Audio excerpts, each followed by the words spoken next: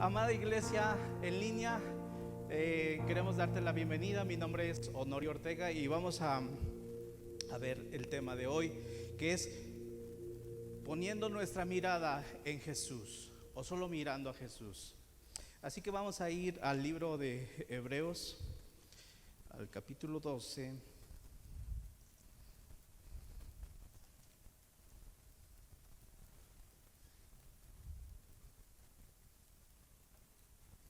Y vamos a leer solo los primeros dos versículos. Dice: por tanto, nosotros también, teniendo en derredor nuestro tan grande nube de testigos, despojémonos de todo peso y del pecado que nos asedia, y corramos con paciencia la carrera que tenemos por delante, puestos los ojos en Jesús, el autor y consumador de la fe, el cual por el gozo puesto delante de él sufrió la cruz, menospreciando el oprobio, y se sentó a la diestra del trono de Dios. Padre, gracias te damos en esta hora por estar principalmente con nosotros. Gracias, precioso Espíritu Santo, por ver fluido, Señor, en este tiempo de adoración, de exaltación. Aún en los anuncios hemos sentido tu respaldo, Padre, y queremos, Señor, como se nos hablaba en la primera reunión, que tu Espíritu nos dé, Señor, revelación de quién eres tú, de tu palabra, y que, Señor, eso pueda cambiar nuestro entendimiento, eso pueda cambiar nuestra percepción. Por eso, Señor, llevamos nuestros pensamientos cautivos a la obediencia en Cristo Jesús, y que aún, Señor, haya ángeles alrededor nuestro, disipando todo espíritu que quiera traer distracción. En el nombre de Jesús. Amén, amén. Amada iglesia, yo creo que Dios está haciendo cosas impresionantes, cosas maravillosas, y eso debe de causar en nuestra vida una vida emocionante, llena de gozo, anhelando cada día escuchar lo que Dios tiene para cada uno de nosotros. Dios se está moviendo de una forma impresionante en esta generación, y lo seguiremos viendo, porque eso es lo que dice su palabra, que Él se irá moviendo de gloria en gloria en nuestra vida. Así que eso nos debe de mantener siempre con una expectativa de gratitud, pero llenos de gozo, y mirando siempre con expectativa qué es lo que Dios tiene para nosotros. Quiero que empecemos a desarrollar esto que hemos leído al principio. Es una palabra que el Señor puso en mi espíritu, y creo que Dios quiere hablarnos a través de eso. De momento quiero decirte que traigamos a nuestra memoria aquellas escenas que quizás cuando vemos alguna competencia a nivel internacional, en un estadio o en un lugar donde hay demasiada gente, todos van a estar a la expectativa de esa carrera. Alguna vez nosotros tuvimos la oportunidad, algunos de nosotros, algunos son más jóvenes en el evangelio y quizás no lo pudieron hacer, pero tuvimos la oportunidad de ir a un evento al Estadio Azteca. Más de 100,000 personas estuvimos ahí para festejar a Jesús. Y fue un evento por demás impresionante, porque más de 100,000 personas estuvimos ahí para exaltar el nombre de Dios. Y si aquí lo hacemos con pasión, como ahorita lo hicimos, ahorita que les ponía el ejemplo de cómo estamos en la presencia de Dios, o cuando estemos delante de su trono, pues ese día en el estadio fue un estruendo impresionante. De hecho, salimos en los noticieros, porque causó tanto impacto que pues salimos en noticias, ¿verdad? Pero nosotros los que estuvimos ahí en el evento, era impresionante escuchar miles de voces aclamando a Jesús, y fue algo impresionante. Pero esa misma escena la podemos vivir cuando alguien participa en alguna carrera de atletismo. Ahora, ¿por qué traigo estas imágenes o esta reflexión a esta hora? porque en realidad pasa algo similar con cada uno de nosotros. Y eso es lo que dice el libro de Hebreos en el versículo 1 del capítulo 12. Dice, por tanto. Ahora, cuando la Biblia aquí en esta parte dice por tanto, es que está uniendo dos partes, ¿verdad? El capítulo 11 o la parte anterior de todo lo que es el libro de Hebreos, y esta segunda parte o la parte posterior a lo que se ha leído. Entonces aquí el escritor de Hebreos dice, por tanto, nosotros también. Les está dando a entender que lo que había explicado anteriormente era también para ellos que en ese momento se encontraban presentes. Y déjame decirte que, como decía el pastor en la primera parte, cuando Dios habla en alguna parte de la escritura, también es para nosotros. Pero me encanta esto que dice nosotros también. Repite conmigo, nosotros también. También es para nosotros. Di conmigo, también es para nosotros. Claro que sí, también es para nosotros esto. Y lo que el escritor estaba diciendo es que todo lo que se había hablado de los héroes de la fe, de los personajes que confiaron en Dios, que están descritos en el capítulo anterior, la misma fe también era para nosotros. También nosotros como iglesia podemos participar de esa fe. Dice, nosotros también, teniendo en derredor nuestro tan grande nube de testigos.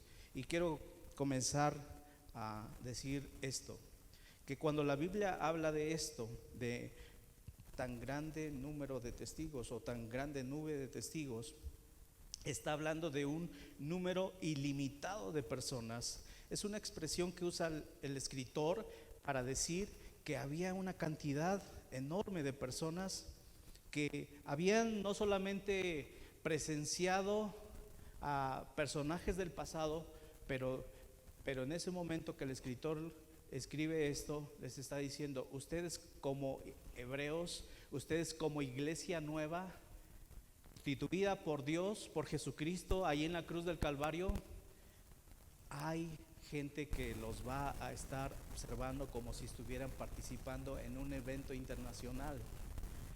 Pero también para nosotros se aplica esa misma expresión. O sea que no solamente fue para la iglesia neotestamentaria o la primera iglesia primaria, los primeros cristianos, pues, para que me entiendas, no solamente fue para ellos esa grande nube de testigos. Nosotros también estamos participando en una actividad, y ahorita lo vamos a ir viendo más a detalle, pero también nosotros tenemos esos testigos que están mirando nuestro actuar y nuestro diario caminar.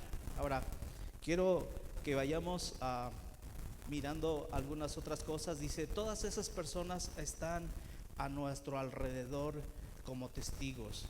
Y cuando nosotros miramos esta expresión aquí en la Biblia, nos vamos a dar cuenta de dos cosas: que aquellos héroes de la fe también están a la expectativa de lo que estamos viviendo la iglesia hoy en día, pero también la gente del mundo, la gente que está a nuestro alrededor, está a la expectativa.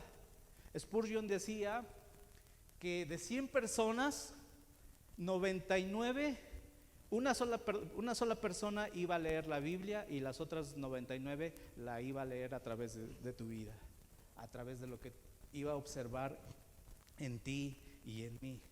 Entonces, si te das cuenta, no solamente la nube de testigos que menciona la Biblia, esos héroes de la fe que corrieron una carrera dando buen testimonio, caminando con Dios, confiando en Dios, dejándose usar por Dios, esa gente, esos héroes también están a la expectativa de la iglesia, están a la expectativa de cómo estás corriendo tu carrera, cómo estás viviendo tu vida. Pero no solamente ellos, también la gente que está a tu alrededor está a la expectativa, mirando qué decisiones tomas en el día a día, cuál es tu forma de vida, cómo estás confiando en Dios, cómo le estás creyendo a Dios, cómo les estás dando a conocer a ellos que Dios es. Porque cuando tú das a conocer a Dios, es cuando tú perdonas a alguien que te hizo una falta. Ahí se dan cuenta que tú has entendido que Dios te ha perdonado y que tú tienes el deber de perdonar a otros. Y así podríamos poner muchos ejemplos de cómo estamos dando a conocer a Dios. Entonces hay dos tipos de personas que son nuestros testigos. Y luego ahora, esas personas que están, quiero que entendamos algo. Necesitamos entender qué es un testigo para poder entender, ¿verdad? Tanto esas personas que nos observan como la gente que está a nuestro alrededor. Entonces, la definición de testigo es una persona que está presente en un acto o en una acción, con o sin intención de dar testimonio de lo que ha ocurrido. Y esta definición me pareció sumamente importante. ¿Por qué? Lo voy a repetir para los que están escribiendo. Un testigo es una persona que está presente en un acto o en una acción, con o sin intención de dar testimonio de lo que ha ocurrido. Y me llamó mucho la atención esta definición por dos cosas. Porque los héroes de la fe sí están con la intención de ser testigos y de dar testimonio de lo que está ocurriendo con la iglesia hoy en día. Y qué bueno que se nos va a hablar del tema de Apocalipsis, porque sabes que la iglesia está jugando un papel sumamente importante en estos últimos tiempos. La iglesia está jugando un papel sumamente importante en estos tiempos. El curso de Apocalipsis no solamente es para que tengamos un panorama general de lo que está ocurriendo y de lo que va a ocurrir, para que nosotros entendamos cuál es nuestro papel como iglesia. Pero tú eres parte de esa iglesia. Tú eres parte de eso. Entonces, siendo todavía más específico, lo que el Señor quiere a través de estos estudios de Apocalipsis es que entiendas cuál es tu papel. Porque si lo dejamos como iglesia, lo dejamos quizás que como iglesia universal, pero como iglesia universal vamos a cumplir un papel importante en estos últimos tiempos, pero como personas en Cristo vamos a jugar un papel muy importante. Y los héroes de la fe van a estar atentos si tú ya entendiste cuál es tu papel. Si tú entiendes a qué el Señor te ha mandado. Por eso también me gozaba, por eso decía que el Señor estuvo fluyendo aún hasta en los anuncios. Porque es importante que los jóvenes de hoy entendamos cuál es nuestro papel. Felicidades. Si entendemos, amada iglesia, necesitamos tener jóvenes inteligentes que disciernen los tiempos. Y esa es la generación que Dios va a levantar en este lugar, en casa del Padre. ¿Cuántos dicen amén? Esta es la generación que Dios va a levantar en estos últimos tiempos. Y otra parte de la definición de aquí decía que quizás otros testigos no tienen ese deseo de dar testimonio, y es la gente que está afuera en el mundo. Esos quizás no tienen el deseo de dar testimonio de lo que estamos viviendo, pero déjame decirte que con o sin el deseo de que ellos den testimonio, les estamos dando testimonio. Les estamos dando a conocer a Cristo. Sí es cierto que estamos en un proceso de perfección. También se nos decía en la mañana, es que de verdad que estoy impresionando, porque muchas cosas que se hablaron en la mañana tienen relación con lo de ahora. Se nos decía en la mañana que la revelación es progresiva, y es verdad. Y como iglesia nosotros estamos en ese proceso de ir conociendo, de ir que Cristo se vaya dando a conocer a nuestra vida en el día a día, día a día. Y entonces quiere decir que si Él quiere darse a conocer en nuestra vida, es para que nosotros al mismo tiempo lo demos a conocer. Muy bien. Ahora, cuando la Biblia habla, vamos a regresar ahí al versículo, dice: por tanto, nosotros también, teniendo en derredor nuestro tan grande nube de testigos, despojémonos de todo peso. Y saben, hay dos cosas que yo aquí veo que el escritor habla al poner este ejemplo. Les habla de dos cosas Una, despojar, que la persona se despoje de todo peso.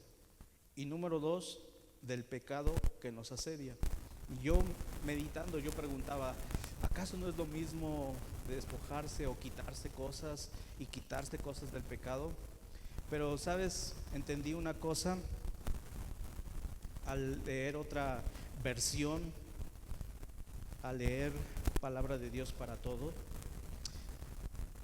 Nos está hablando de que quitemos todo aquello que nos estorba. Pero déjame decirte que cuando la Biblia habla de despojarnos de todo peso, no está hablando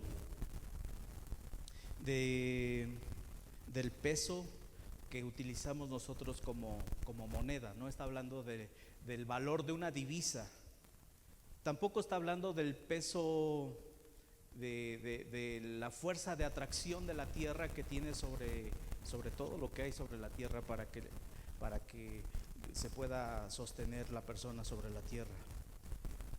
A lo que se refiere este versículo, se refiere a lo moral.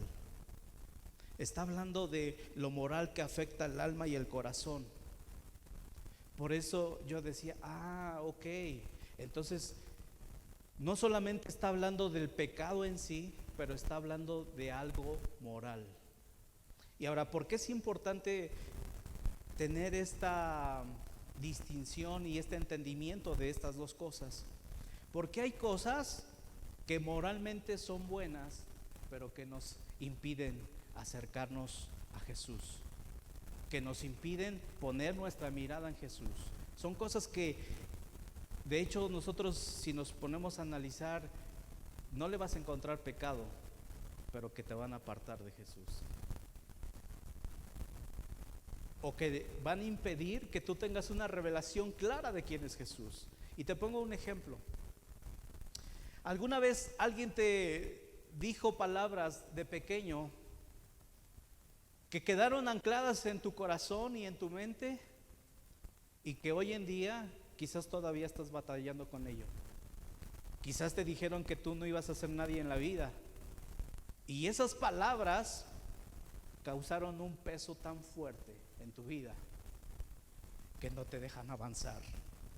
Sí estamos entendiendo a qué peso se refiere. No se refiere al peso de quitarse algo como un corredor, aunque pone el ejemplo de un corredor, ¿verdad? Dice que un corredor, para avanzar más rápido, tiene que despojarse de todo aquello que le estorba. Pero nosotros que estamos corriendo una carrera en nuestro diario vivir, tenemos que despojarnos de cosas del pecado. Pero ahorita lo vamos a ver, ahorita lo vamos a tocar. Pero no se refiere esta primera parte a eso. Seguramente cuando tú viniste a los pies de Cristo, el Señor vino y cambió muchas cosas. ¿Qué cambió? El poder del pecado que había sobre nuestras vidas. ¿A poco no estábamos atados al pecado y el pecado nos dominaba? Pero la Biblia dice que fuimos trasladados del reino de las tinieblas a su luz admirable. Él nos libró de la esclavitud del pecado, y eso es maravilloso. Pero en nuestra mente todavía hay un peso que no nos deja avanzar. En nuestra alma hay cosas que quizás nos están impidiendo avanzar y nos están impidiendo tener la revelación que Dios desea sobre nuestras vidas. Así que rápidamente te voy a pedir que te pongas de pie un segundo. Así rápido, pónganse de pie. Muy bien. Ya, todos. Ahora vuélvanse a sentar. Rápido, siéntense. Ahora, ¿por qué hice esto? Nada más por puro gusto. Nada, no es cierto. Para que se despierten algunos que están durmiendo. Algunos dicen que tengo la voz angelical y que por eso duermo a toda la audiencia. Entonces, las palabras que quizás en el pasado nos fueron dichas son palabras que quizás están causando un peso muy fuerte. Quizás alguien antes de morir te dijo palabras negativas y te quedaste con esa carga, te quedaste con esa situación en tu vida. Pero esas cosas también el Señor las quiere quitar de nosotros. Son cosas que nos están impidiendo avanzar, o que si estás avanzando, pero estás avanzando de una forma muy lenta. y quizás te está causando mucho dolor. Estás avanzando quizás en la vida cristiana, pero hay algo que te está impidiendo avanzar correctamente, caminar correctamente. Entonces son cosas que el Señor está poniendo un énfasis importante aquí. Despojémonos de todo, de todo. No debe de haber peso en nuestra vida. ¿Qué es lo que está causando peso en tu vida? Cosas del pasado. A lo mejor alguien te lastimó y eso que te dijeron o eso que te lastimó está causando que tú no avances correctamente. Por eso les decía, quizás no es un pecado, porque ni siquiera tú tienes la culpa de lo que te dijeron. Quizás tú no tuviste la culpa de eso que te lastimó, pero sí es algo que te está impidiendo avanzar. Sí es algo que está impidiendo que tú puedas llegar a la meta sin ningún peso. Hay actitudes presentes en nuestra vida que tienen que ver con la condición de nuestro corazón y que es un peso o es algo que también tenemos que quitar. Miren, aún conociendo al Señor, aún cuando el Señor ya vino y nos dio vida eterna, aún cuando ya fuimos libres de la esclavitud, todavía la condición de nuestro corazón está afectada por las cosas que hemos vivido. Y tan es así que tú lo ves cuando una persona está sirviendo y a lo mejor no lo ves en una reunión así normal, pero lo ves con el paso del tiempo. El paso del tiempo todo lo aflora, ¿cierto o no? Todo lo aflora el paso del tiempo. Con el paso del tiempo tú te das cuenta si una persona es fiel, ¿cierto o no? O si nada más estaba por su propio beneficio. Con el paso del tiempo te das cuenta porque esa persona, con el trato del tiempo, te vas dando que empieza a aflorar su carácter, ¿verdad? Su temperamento. No sé si les sabe, yo me imagino que en el diaconado se encuentran con muchas situaciones así parecidas, ¿no? Así de que a lo mejor a cada uno le toca hacer cierta actividad y se le delega y lo hace de mala gana porque no le gusta hacer eso. ¿Sabías tú que una de las áreas que el Señor pone dentro de muchas, y posteriormente a lo mejor tenemos estudios acerca del diaconado, pero uno de los privilegios que tenemos al servir en el diaconado es que nuestro carácter sea moldeado? ¿Sí sabías tú? Ahora, no sé si vayamos a llegar así hasta donde, es más, desde ahorita me adelanto, me regalan unos minutos más porque ya mi tiempo se va a acabar, pero porque casi no hago esto, pero sí es importante. Yo casi trato de concluir a donde me agarre el tiempo, pero esto que estoy hablando sí es sumamente importante, iglesia. La Biblia dice que nosotros debemos de estar siempre poniendo nuestra mirada en Jesús, y es el mejor ejemplo para que nosotros entendamos cómo tenemos que caminar. Y eso lo dicen los siguientes versículos, por eso les decía que no me quiero quedar a medias. Pero las actitudes presentes, dice aquí, que tienen que ver con la condición de nuestro corazón, también puede ser un obstáculo o un peso que hay en nuestro corazón. Y yo aquí le puse ejemplos ministeriales. Miren, a veces no solamente es un tema de servicio, a veces es un tema de cómo está nuestro corazón. Al día de ayer tuvimos una clase, el pastor nos está dando una clase como ancianos, y nosotros también como ancianos estamos en formación. Nosotros como ancianos también estamos aprendiendo. Y una de las cosas que yo le comentaba al pastor, que hace tiempo, cuando me permitió ir a Cuba, casi todos allá me decían pastor. O sea, me invitaba un pastor a predicar y cuando me presentaba, va a pasar el pastor Honorio, ¿no? Y él es el que trae la palabra. Los jóvenes me decían pastor, pero yo nunca me presenté como pastor. Es más, después de que tenía oportunidad, yo sí les decía, no soy pastor. Y muchos, a pesar de que yo les decía que no era pastor, me seguían diciendo pastor. Aquí mismo en México mucha gente me dice pastor, algunos, no sé si por la cara seria o por qué, pero me dicen pastor. Me dicen pastor, pero déjenme decirles, bueno, no, el pastor Elías siempre anda bien sonriente, ¿verdad? Yo creo que ahí sí me equivoqué, me di el resbalón. El pastor Roberto también. Pero, pero déjenme decirles una cosa. Esos detalles, si la condición de nuestro corazón no es la correcta, puede causar daño. Si nos estamos dando cuenta que cuando Pablo aquí dice que nos despojemos de todo peso, no solamente tiene que ver con algo que está causando peso, sino tiene que ver en que tenemos que observar cómo está nuestra alma y cómo está nuestro corazón. Muchos llegan a la iglesia solo porque anhelan ser algo en el ministerio, pero no quieren pasar el proceso de servicio. Y cuando se les pone a servir, no aguantan una corrección. Cuando se les pone a servir, no aguantan que se les llame la atención. Yo voy a cumplir 26 años por ahí de julio, ¿verdad, pastor? En esta iglesia. Pero como hijo de Dios, alrededor de 40 años. Y déjame decirte que he tenido que ser muchas veces disciplinado. Aquí el pastor no me deja mentir porque estuve cuántos años trabajando de tiempo completo.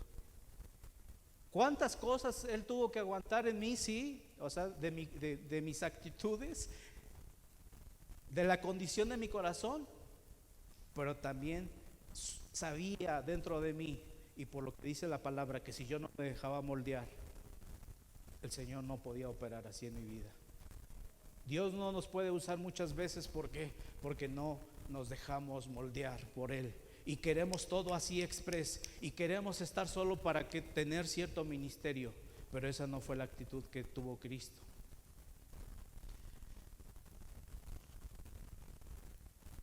Y la otra parte que dice, y del pecado que nos asedia. Quiero leerte la definición de asedio. Es un verbo que alude a presionar con insistencia o acercar o rodear un determinado lugar para perjudicar de alguna manera a quienes están bajo asedio. El pecado nos asedia, dice aquí. ¿Qué quiere decir esto? El pecado está a la puerta, como se le dijo una vez a Caín. Todavía no entra, pero si tú abres esa puerta, el pecado va a estar ahí presente. El Señor nos libró del pecado, pero si tú le abres la puerta, el pecado va a estar ahí, porque te está asediando. ¿Estamos entendiendo la diferencia, amada iglesia, entre las cosas que nos son un peso y el pecado? Nosotros ya fuimos libres del pecado. Eso es lo que Jesús hizo en la cruz del Calvario por medio de su sangre. Pero muchas veces sufrimos las consecuencias del pecado porque nosotros somos culpables y le abrimos la puerta al pecado. Pero cuando yo le pregunté al Señor, ¿y por qué nos pones estas dos cosas? Es muy sencillo. Porque si primero no te quitas el peso que hay en tu alma y en tu corazón, estás prácticamente dándole chance que entre el pecado. Es como cuando una persona te hace algo, te lastima, y tú no vas al Señor y le dices, Padre, perdóname, yo quiero soltar perdón sobre esa persona. Al principio entra como un enojo que está ahí en tu corazón, que es algo que te está causando un peso, pero que si tú no actúas de volada, se va a convertir en amargura con el tiempo. ¿Sí estamos entendiendo entonces, amada iglesia? Para poder cerrar toda puerta al enemigo, tenemos que trabajar con ese peso que todavía está en nuestras vidas, que nos está impidiendo. Por eso yo te hablaba del carácter y de la condición de nuestro corazón. ¿Cómo actuamos cuando alguien nos dice, no estás barriendo bien, no limpiaste las sillas, no las acomodaste bien, bájale no le bajen, me refiero a que les iba a poner un ejemplo, bájale el volumen o modifícale el volumen o qué sé yo? Quiere decir que entonces nosotros tenemos que poner atención en eso. Entonces corramos con paciencia la carrera que tenemos por delante. Es decir, la vida cristiana es una carrera que exige resistencia. Ahora, la palabra resistencia, hablemos de la resistencia física para poder entender la resistencia espiritual. La resistencia física es la capacidad del cuerpo humano que permite desarrollar una actividad, ya sea deportiva, durante un tiempo prolongado. La Biblia, en la versión Palabra de Dios para Todos, dice eso. En esa estrofa donde dice corramos con paciencia la carrera que tenemos por delante, esa versión dice: la vida cristiana es una carrera que exige resistencia. Y si la resistencia es la capacidad del cuerpo humano que permite desarrollar una actividad durante un tiempo prolongado, la iglesia, y tú como iglesia, y tú como cuerpo, y tú como individuo, necesitas resistencia espiritual para correr la carrera durante un tiempo prolongado. Quizás tienes un mes, quizás acabas de llegar a la iglesia, pero Dios necesita trabajar en ti y formar esa resistencia. Dios está empeñado en que cada uno de nosotros se forme esa resistencia. Ahora, esta capacidad de resistencia requiere de por lo menos desarrollar.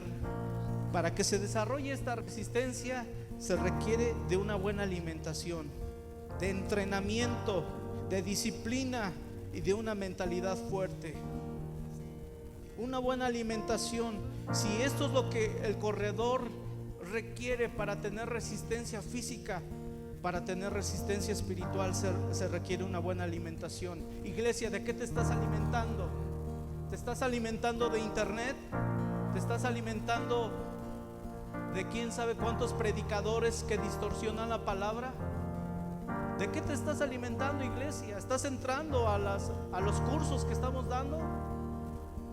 Porque déjame decirte que, y lo digo con seguridad, y el Espíritu que da testimonio, estoy seguro que Él está dando testimonio de que como iglesia, si algo tenemos, es que tenemos la palabra de Dios sin alteraciones.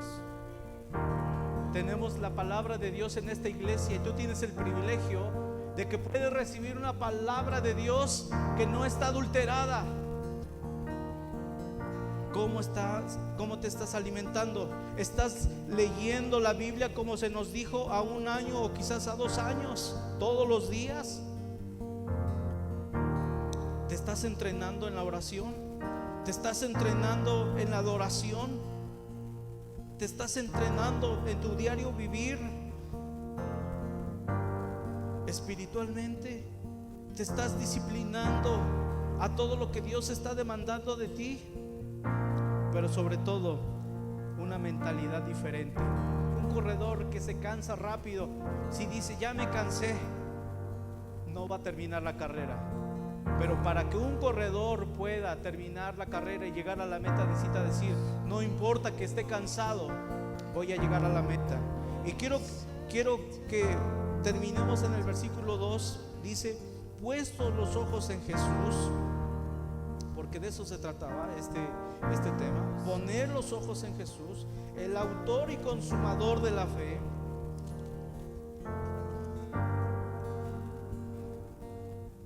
Cuando la Biblia nos habla de poner los ojos en Jesús, es poner toda nuestra atención en Jesús, no en las personas. Y cuando me refiero a las personas, no en la familia, no en los amigos, ni siquiera en el liderazgo. Porque el liderazgo fallamos todavía, los amigos te van a fallar todavía, tu familia te va a fallar todavía, pero Jesús no falla. Jesús no falla. Dale una ofrenda de palmas a Él.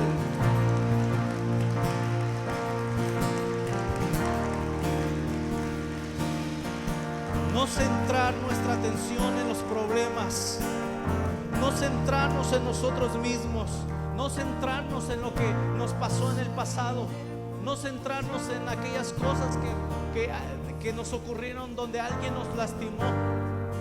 Eso no debe de ser el centro de tu atención. No debe de ser el centro de tu atención el progreso, ni debe de ser el centro de tu atención que haya escasez. No te debes de centrar en nada de lo que tú ves, solamente poner tu mirada en Jesús, porque en Él está la solución de todas las cosas. En Él encontramos paz, en Él encontramos esperanza, en Él encontramos seguridad, en Él encontramos que somos llenos y hay satisfacción cuando tenemos un encuentro personal con Él. Hay satisfacción porque Él llena nuestra vida.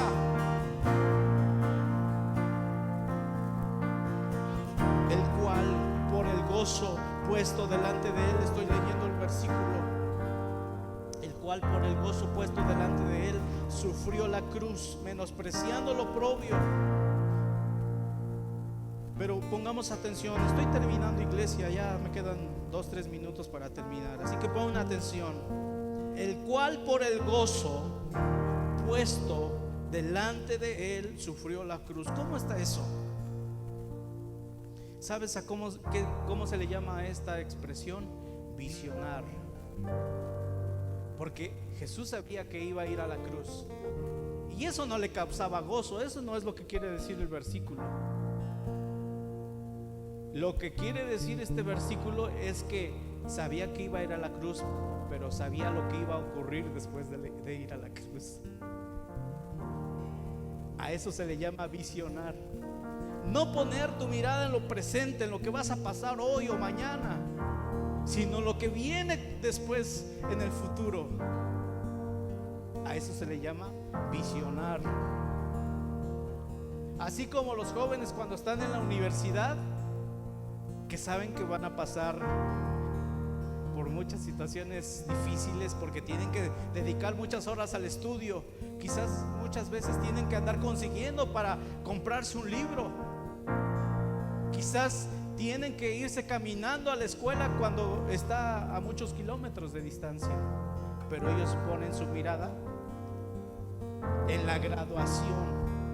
Ellos ponen su mirada cuando tengan un trabajo, en la remuneración de eso que están haciendo en el presente. Tú no pongas tus problemas en lo que estás viviendo hoy. Quizás tu familia te menosprecia en casa, que no es cristiana. Quizás tus amigos te menosprecian. Pero sabes una cosa, lo precioso es que tenemos el mejor ejemplo de que Jesús no puso.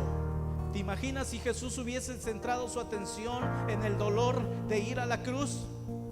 No hubiese ido a la cruz, y tú y yo no tuviésemos salvación. Por eso me impresiona, porque Jesús es nuestro mayor ejemplo. Dice que entonces, puestos los ojos en Jesús, el autor y consumador. Un autor es el que origina algo, de él se origina, de él salió la idea, y él es el que tiene el que tuvo la inspiración para hacer un diseño, la inspiración para tocar una melodía, la inspiración para cantar algo. Eso es un autor. Y Jesús es el autor de la fe, de la que los que mencionan el capítulo 11, de esos hombres que caminaron en fe, confiando en Dios. El autor fue Jesús. Por eso la Biblia dice: pon tus ojos en Jesús, el autor. Porque si nosotros ponemos nuestros ojos en Jesús, que es el autor, vamos a poder caminar, entender podemos caminar en esa fe. Porque con Él te va a decir: no te preocupes, yo te haré entender cómo operar en la fe. Yo te voy a enseñar a operar, cómo caminar conmigo. Yo te voy a enseñar a entender cómo entender mi palabra. Yo te voy a enseñar cómo conocerme más y relacionarte conmigo. Sobre todo, te voy a enseñar a no poner tu mirada en ti mismo. Te voy a enseñar a no poner tu mirada en lo que está pasando a tu alrededor. Porque yo quiero enseñarte a que hay un final y que después de ese final viene la recompensa. Dice entonces aquí que en Él empieza la fe y en Él termina. Él la culmina porque es consumador de la fe, el cual por el gozo puesto delante de Él sufrió la cruz. Ya les expliqué que a esto se le llama visionar. Menospreciando el oprobio, es decir, menospreciando la vergüenza que iba a pasar ahí en la cruz, y se sentó a la diestra del trono de Dios. No hay corona sin sacrificio. No hay corona sin sacrificio. Amada iglesia, quizás tú estás pasando por una situación difícil, pero no importa, porque tenemos un final feliz, tenemos un final glorioso, tenemos